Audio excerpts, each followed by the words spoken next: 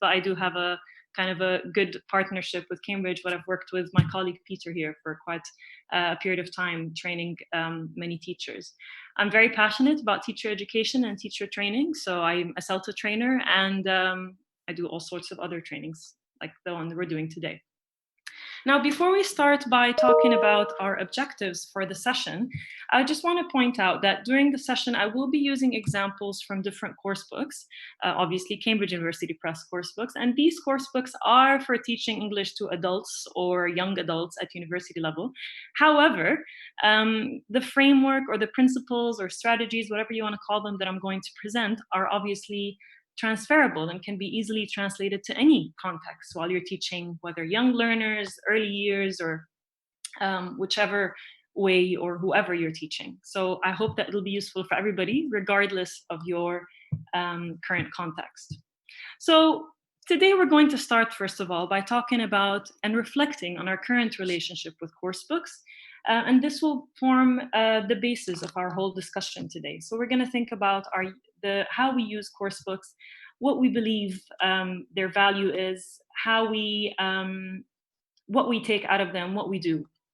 And then we're going to move on to talk about why it's a good idea to exploit material. So I'm going to try to sell you the idea here that it's better to use one solid set of material, a proper, useful course book, rather than going to a sea of material that's available at our fingertips online, Googling, all that stuff. We're going to briefly talk about the material, and I say here, sorry, this needed to be changed. I just noticed that. We're not really going to talk about criteria to evaluate material, but more of looking at how we can judge a specific piece of text or a page of a book and see if we need to do something further, if we need to exploit it, or if we need to enhance it, or if we need to replace it with something else. And then we're going to move on to talk about these strategies. And then finally, we're going to talk about specific tips that might be useful for you in your own context. So let's start off by defining, first of all, what is a course book. Obviously, I think we all know it's a course book, but we want to try to set it apart from different books. So we're talking about English language course books versus, for example, science and math and physics. Because the difference is when you were using an English language course book, it's supposed to provide us with a bit more. It's supposed to provide us with content, with skills, with context, while different textbooks could be just straightforward, giving you data and information. And we're going to talk about that a bit more later. So yes, obviously a book that teaches a particular subject. But the idea here that what I want to highlight is that at the end of the day, you could have an incredible, amazing product in your classroom, or you can have a product that might be out of date or not the ideal course book for your environment. But at the end of the day, the most essential tool, the key element here, the key asset is actually you, the teacher. You are what makes a lesson successful, beneficial, effective. And sadly, also you in general, a teacher, is what could make a classroom fall apart or could make it very difficult for you to achieve your aim and your learners. So yes, effective teachers are actually the most important part here. You could have reduced class sizes. You can have ideal classes with only a small number of students. You could have an amazing curriculum. However, at the end of the day, the most important thing is you, the teacher, and how you use the specific material that you have and whatever is provided to you in your context. So a teacher basically is better than two books. And it says here anonymous. Whenever you see anonymous, it means I just made up that quote and I decided to put it up there. So a teacher, and I'd like to edit even here, a skilled, well-trained, passionate teacher is better than a million books even. You are what's important. That's why we chose to talk today about how to exploit our course books and how to use them properly to get our best results. And I think the current situation that we're in, being teaching behind screens and online, proves to us that we are the most important element as teachers. Yes, we're behind the screen, but we're still there. We're the ones planning things, facilitating things, monitoring things. Otherwise, it won't really work. So moving on, let's try to reflect here a bit. So I'm going to show you here a few questions or statements, not questions, sorry, statements, and they're missing a word at the end. And I've got some prompts of what you can fill them up with. So, for example, number, adverb of frequency, day, week, month, etc. And I want you to take a few seconds here to really think and reflect about you and your practice, and then type them up in the chat box. But there's going to be a few prompts. So rather than just putting one by one, put them all in one line separated by commas. And I'll show you an example now. So I think course books are blank for learning. So for example, you could put, I think course books are important for learning. I use course books, I use one course book or two or three. So this is my example here. I think course books are essential for learning. I use them frequently, I supplement them often, etc. So type up some of these so we can look at what you think. Again, if you could put them in one line separated by commas, it's better. Yeah, guides, essential. All right, excellent. What else? A tool, very good. Helpful, optional, interesting, good. Yes, happy to see such varied responses here. Good. What about the other ones? So how often do you supplement or adapt or delete or enhance? Okay. Often. Okay. Good, common, rarely. All right. So yes, a lot of varied answers, which is fine. You can stop now, everybody. Thank you.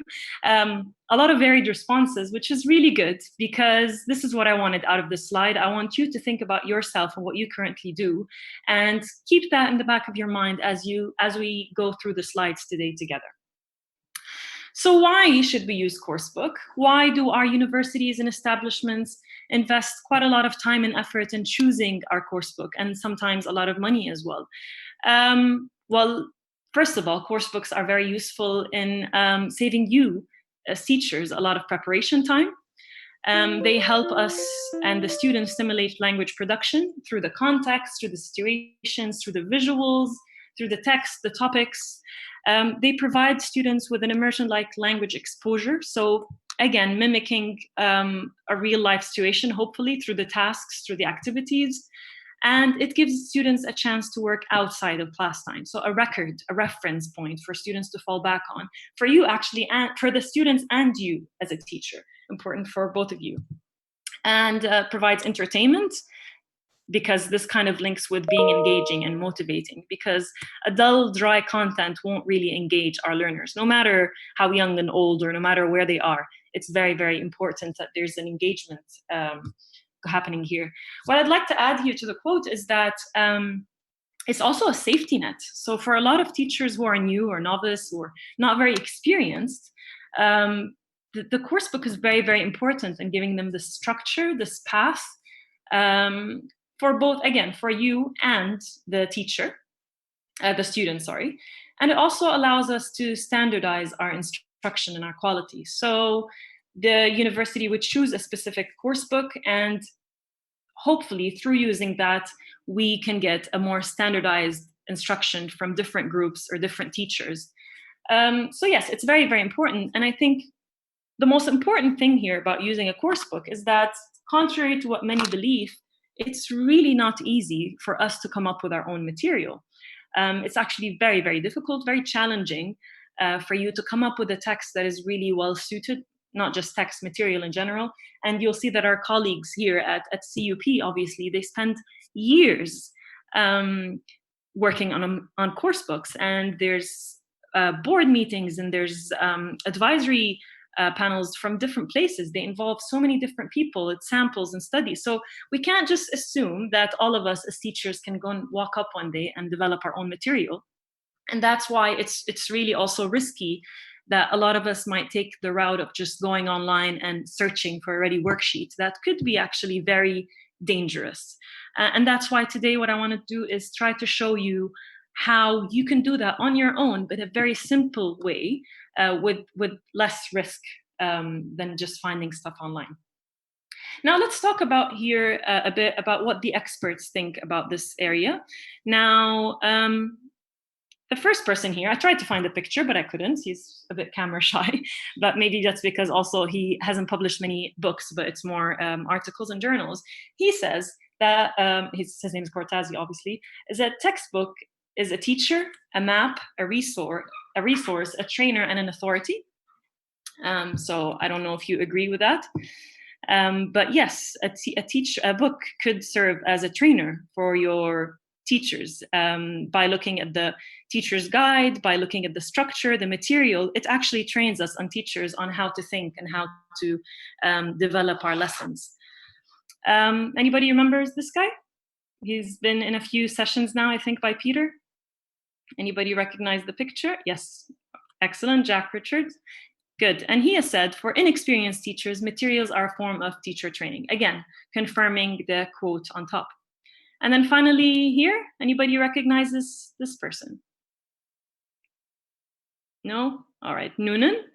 And he has said that, this is one of my favorite, a textbook puts flesh on the bones when learning objectives have been specified in a syllabus.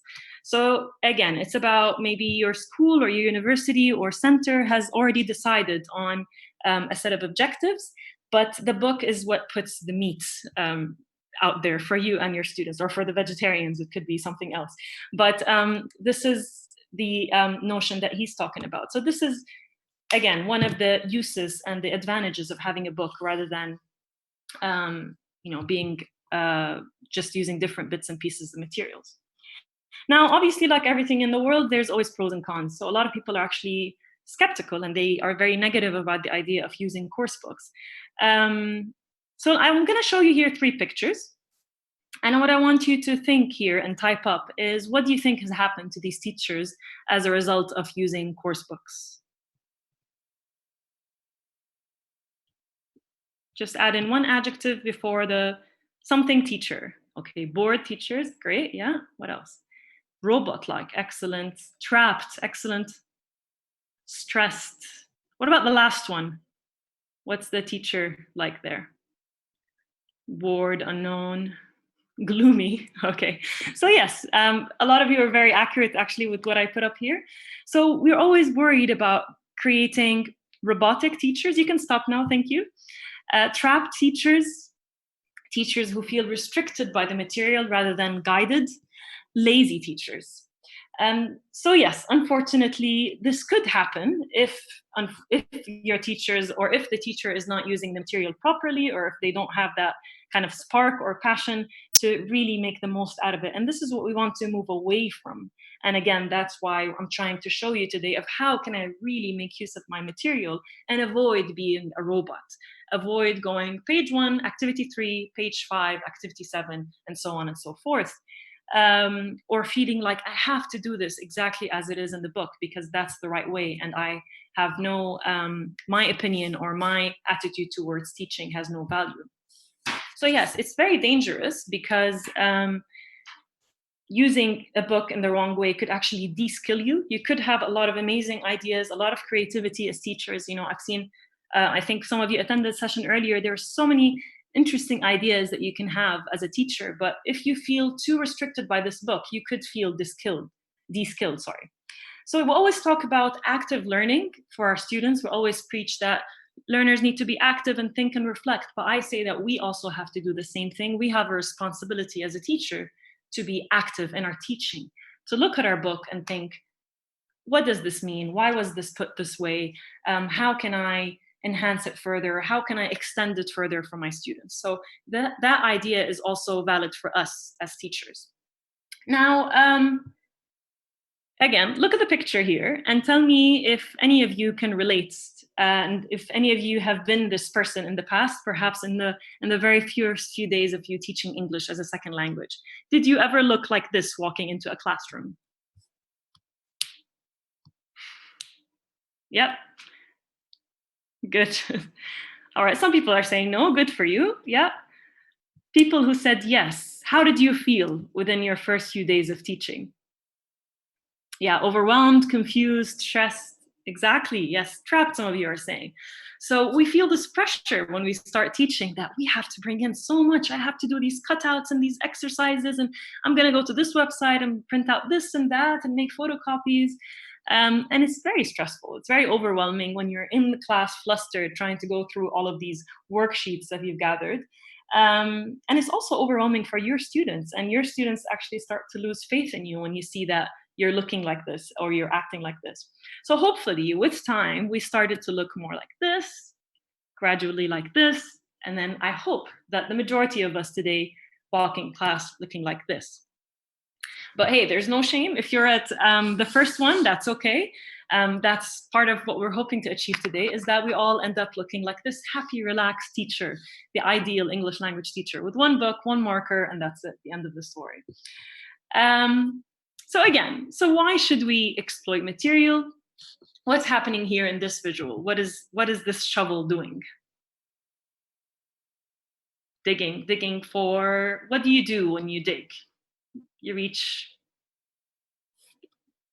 good, extract, search, exactly. So why? We need to dig deeper and reach uncovered layers of our materials and learners' ability.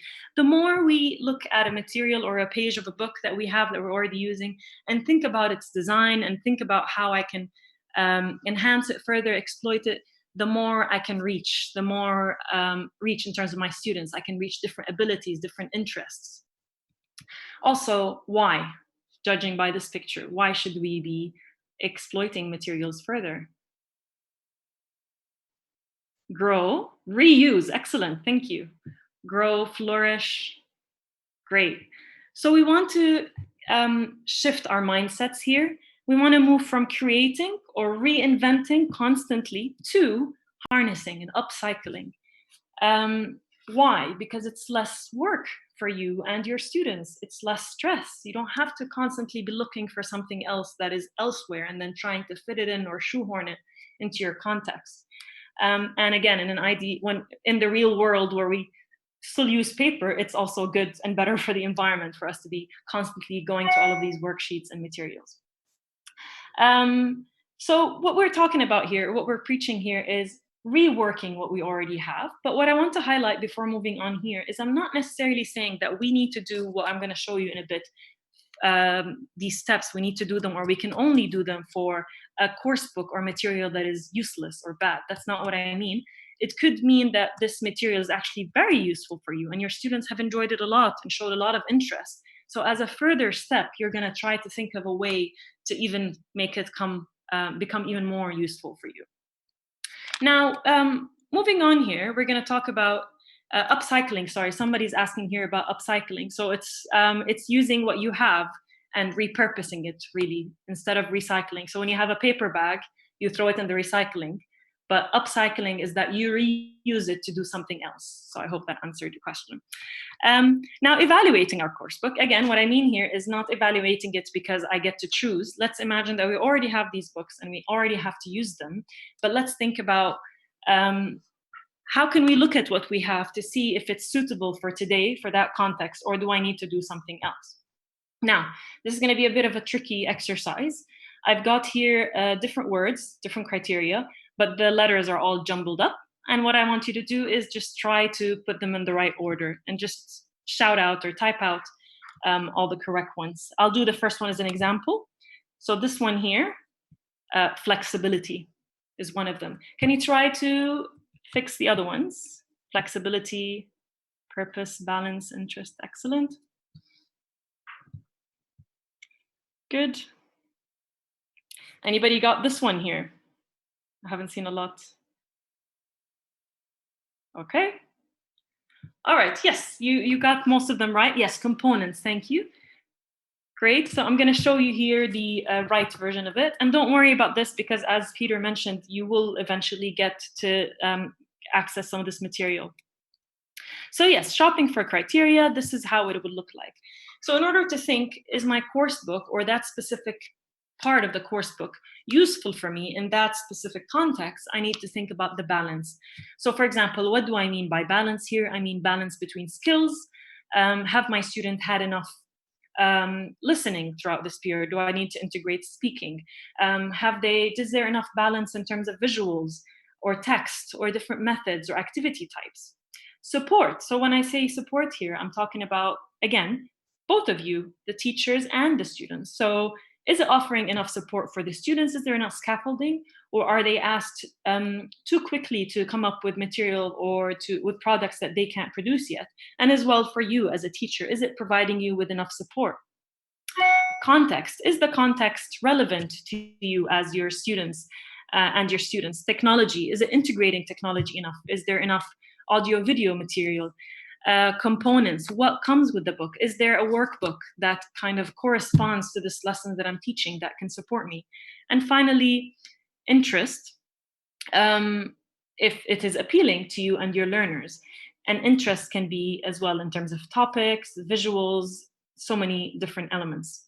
So ultimately, the idea here is that for a book to be useful for you and your learners, it should serve the learners, the learning procedure, in order to maximize learning. So that's the goal, really, of any material that you're using. It's about your learners and the learning procedure and the learning process. Otherwise, it could be flashy, it can include this or that, but if it's not really supporting you and your learners in that, then it hasn't really served the purpose. Yes, thank you. Engaging, that also could be with interest or context. These could all fall somewhere together. So let's try to organize our thoughts here a bit, because I know that this bubble graph for people who are not on the visual side could be a bit overwhelming. So let's try to organize our thinking here a bit. Let's try to categorize these. So previously, when some of us could go to the grocery store, I'm hoping that when you walked in, you didn't just jump around looking for strawberries and then flour and then tea. You'd have a more organized way of thinking. You'd look at the aisle and you'd see what's on top here. Maybe for you now, you can't do that, but you can shop online and look at the categories of what you need to put up. So what I'm trying to get at here is that all of these items in the bubble graph that we just saw, I'm calling it a bubble graph, but I don't know if that's the real name, but today it will be.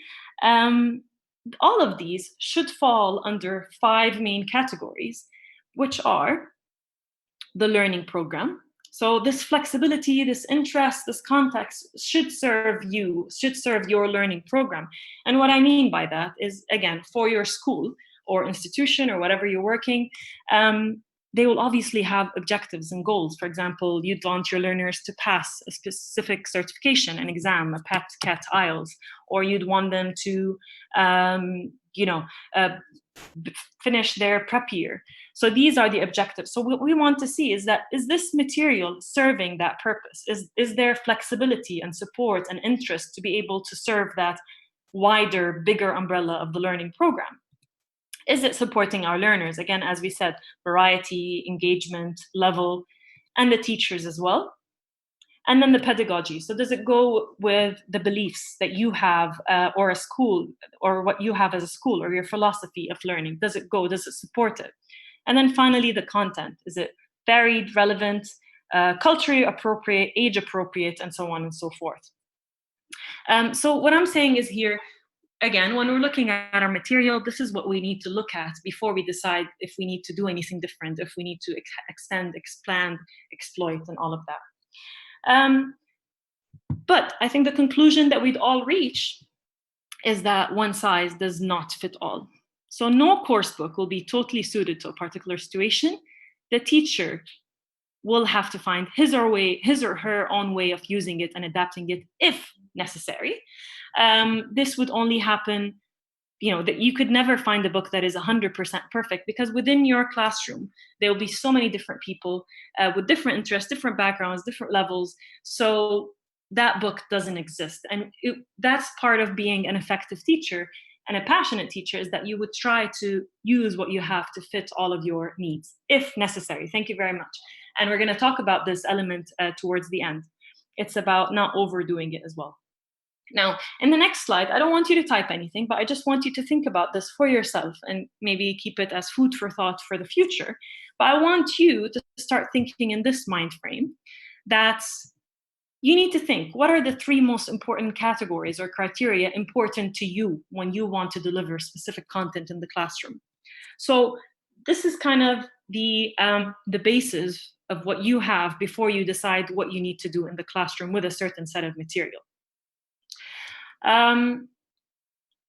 So ultimately, what we're trying to avoid here is, I'm going to keep that here just for a second in case anybody wants to take a snapshot of it to think for coming up for later. And then now, what we're trying to avoid is this. What is this? This picture here, dead end, exactly. We want to avoid getting to a dead end because unfortunately, that's what a lot of us end up doing in the classroom. You know, again, activity 1, page 3, activity 6, page 9, etc. So exercise that we do have a fixed longevity. They begin, they create practice at the end, and that's it. Whether any of that has been internalized by the students, did they feel like they were on a path, a continuum, a journey? We don't know that. But this is what we're trying to achieve by reframing or rethinking how we use our material. So what is this thing that I'm talking about that I still haven't spoken about this whole time? And how can we better approach our material? It's a very, very simple method. And I want to show you that, I want to tell you actually that this is not really a scientific framework that's been based on a million studies and all of that fancy stuff. It's just a very, very simple thing that a lot of teachers have found useful based on my experience working with materials, teaching, training, and we've received very good feedback about it. And again, you have to remember that what I'm going to show you now is not necessarily what you need to use with a bad piece of material. It's just what you need to do at certain times to better help your learners, to make it fit for your context, to provide choice and change and depth. So this is what I mean here. The 3 elements of exploiting material, what are they? First of all, action. So we need to think of what we can do to a specific content, you know, whether it's a reading text or a visual or an online article or a video, to achieve what? So how can I rework through the action what I have through my content to achieve something new? What are the steps that I need to do, and what can I do in the classroom or before in preparation to help my learners or to help me achieve better goals? And I'm going to talk about this now in more detail. Now you're going to find here 3 columns: action, content, and task. And action will be the one that we focus on the most because that will be the more crucial element, while the other 2 will be more varied and will vary depending on your context and what you use in the classroom. So what actions can I do to exploit my material? So first of all, repurposing. Don't worry so much about this, the explaining them now, because you're going to see a slide after this breaking it down in more detail. But I'm just going to briefly talk about it now. So repurposing our material. So taking something that we already have in the book and thinking, how can I change its purpose? Because for some reason, it might not be effective with my students today, or because I've done a lot of it, or because it's worked so well and I find it so amazing that I still want to do something else with it.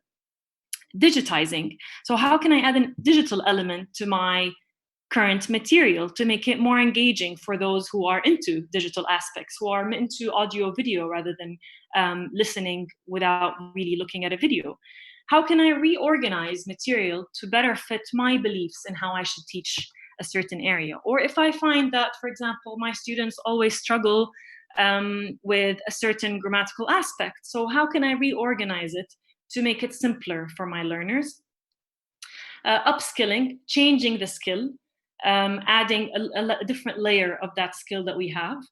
And I want to point out that a lot of these words might be made up, and that's fine, but that's the way I think will help us remember these elements.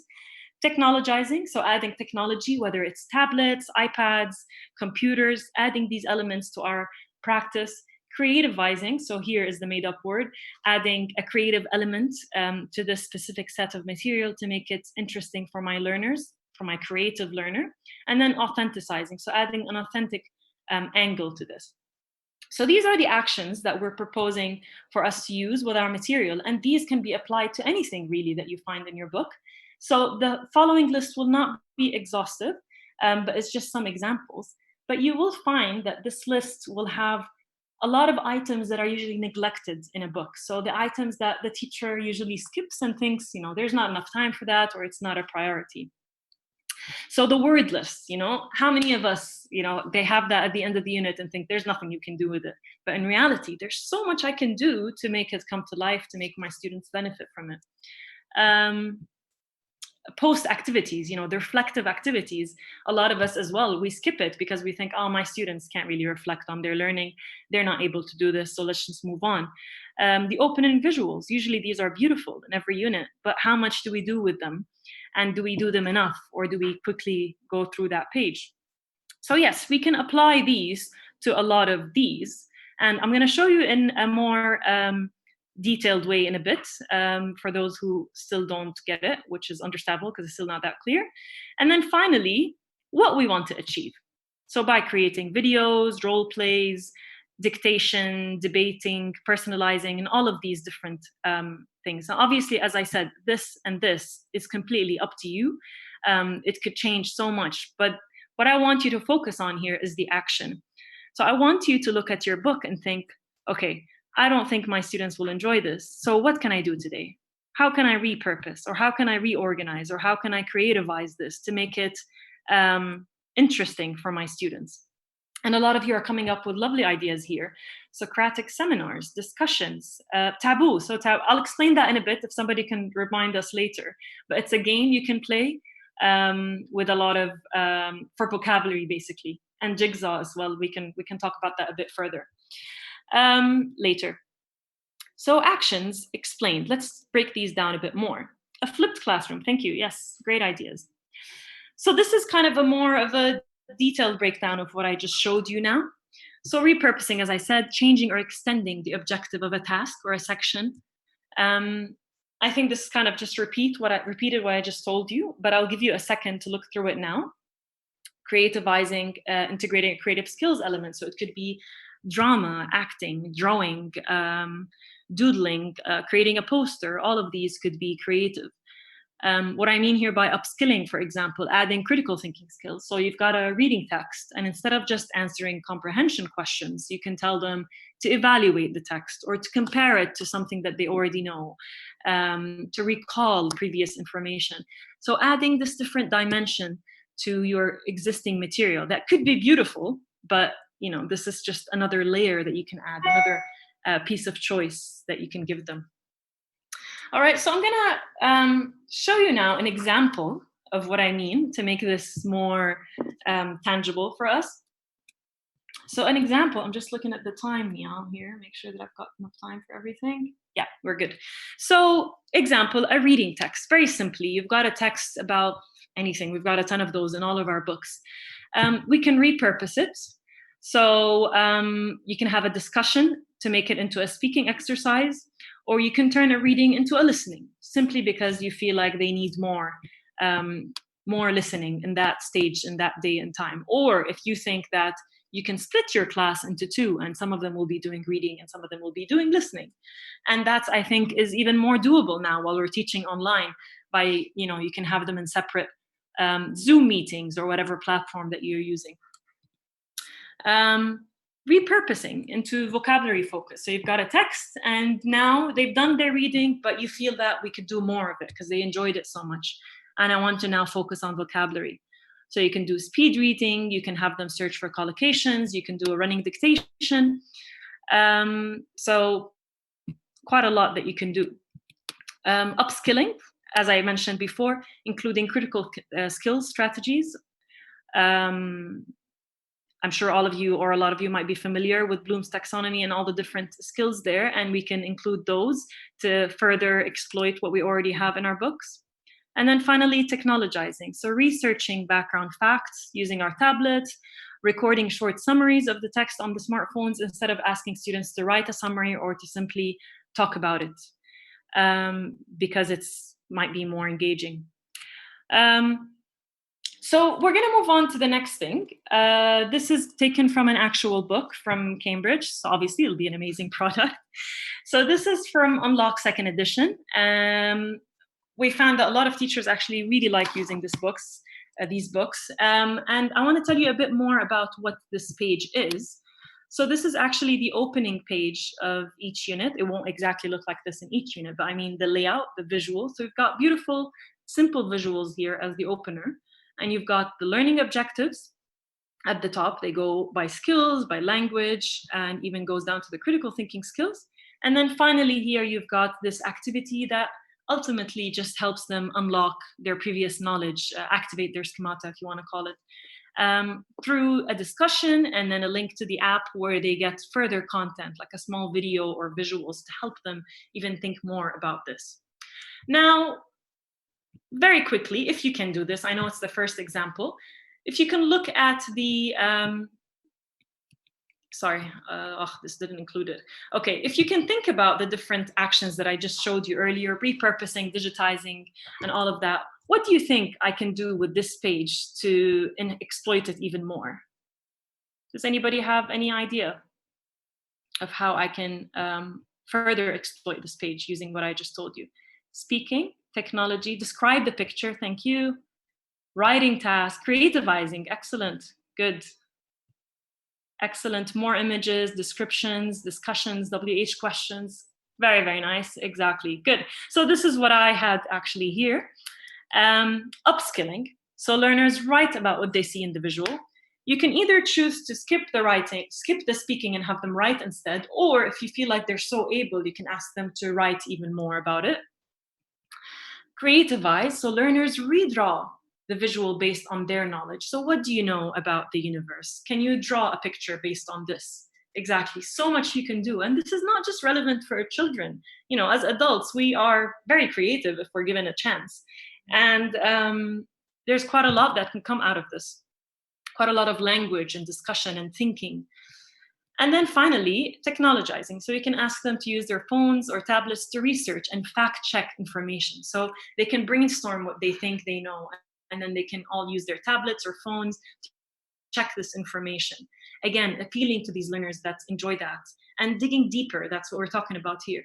Digging deeper to find more relevance to the subject that they have.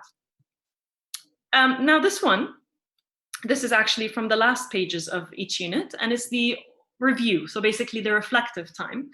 And I want to stress right now that now more than ever is when we need to use this page very well, even though we're online, because this is the time that we need our learners to actually reflect on how they're doing. Otherwise, it's very, very easy to lose them. And sadly, a lot of us skip these pages. You know, the students just end up doing tick, tick, tick, and we don't really sit and reflect with them and think. So I think there's quite a lot that we can do. Yeah, exactly. Someone said, but now we don't worry about the time. Great. So you can have them to do this at their own pace. So what can I do with this if I find that a specific student, for example, is not really doing it? So the first one is digitize. So learners record a video summarizing their learning. So instead of asking them to tick, tell them very briefly, everybody, record a video, 30 seconds or a minute, and just tell me what you learned. And I know some of you might be doubtful and think, but how can I keep track of all of these videos? I know that a lot of schools, for example, are using applications like Seesaw these days, where you can have specific journals for each learner. And then that could be their tracked place where they keep all of their reflective videos. Excellent. Edmodo, Seesaw, Graded, all of these. And you can easily track of what they're doing, of how they're reflecting. Great, thank you. Authenticizing. So whatever the topic of the unit is, we can ask them to go and try to find videos, or you can do that as a teacher related to that topic, kind of summarizing it. This could be a bit tricky, but it could work depending on your topic. And finally, upskilling. So learners focus on more metacognitive skills, reflecting on learning strategies. So thinking about their thinking, asking them to think, why did you think you did well this unit? How did you study? Were you in a different room? What time of day did you do this activity? What went through your head? Did you write or did you talk, etc.? So having them think about their thinking is also another skill that is very useful for them. It could be very, very easily done as well. Now, I think now is our last example as well here. So this is from another title, English Unlimited, and this is a classic text that you find a lot of books, home remedies and medicine and advice and all of that. So any ideas here of how I can rework this material or exploit it further to make it interesting for some of our learners? Tables, draw images, jigsaw reading, good, role plays, reorganizing, adding pictures, so that's creativity, summarizing, great, videos, excellent, thank you. Exit cards, a lot of great ideas here. So yeah, what can I do? Upskill it. So engaging critical thinking, having them analyze these remedies and think, why do they work, and evaluate remedies from different scenarios. The next one is authenticizing. So searching the internet or local communities, Facebook, WhatsApp group, and telling them to come and bring their own local remedies. And then finally, I think this one would work very well, is personalizing. So asking them to bring their own family and cultural remedies and compare. So having them interview their grandparents or aunts or great aunts and tell them, what did you do to do this, this, and that? And then come and show it to the classroom. Again, a very simple thing that could be just a step further beyond us answering comprehension questions. And I believe it will really get a lot of our students motivated.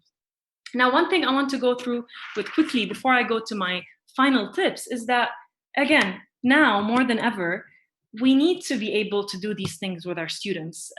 With this whole situation of online learning and distance learning, we need to be able to give them choice.